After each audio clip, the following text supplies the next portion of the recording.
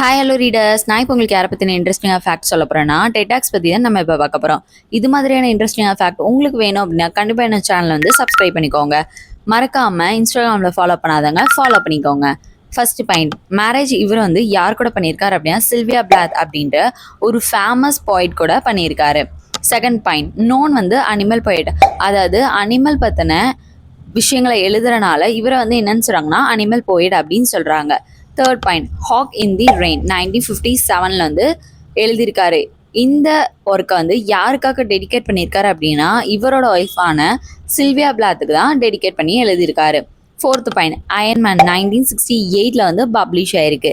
இது வந்து about ஜிக்னாட்டிக் metal robot, அதாவது ரோபோட் பற்றின கதை தான் என்னன்னு சொல்கிறாங்கன்னா அயன்மேன். அதாவது இவர் வந்து கிரியேட் பண்ணது வந்து வெறும் அயன்மேன் சில்ட்ரன்ஸ்க்காக மட்டுமே.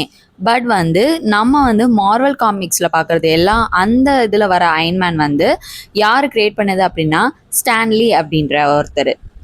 இது வந்து என்னன்னா ஜிக்னாட்டிக் அப்படின்னா மெட்டல் ரோபோட், அதாவது ஜஸ்ட் ரோபோட் மட்டும் தான். இதுதான் என்னன்னு சொல்கிறாங்கன்னா அயன்மேன் அப்படின்னு சொல்கிறாங்க இவரோட கதையை பொறுத்த வரைக்கும். Fifth point, tales from Ovid, அதாவது டேல்ஸ் ஃப்ரம் ஓவிட் அப்படின்ற ஒரு ஒர்க் எழுதியிருக்காரு. இது வந்து எப்போ பப்ளிஷ் ஆயிருக்குன்னா 1997.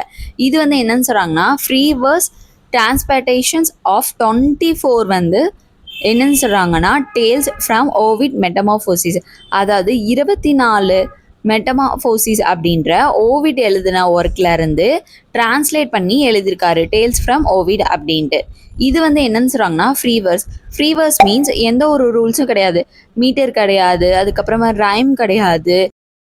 இதை தான் ஃப்ரீவர்ஸ் அப்படின்னு சொல்கிறாங்க. Thanks to all.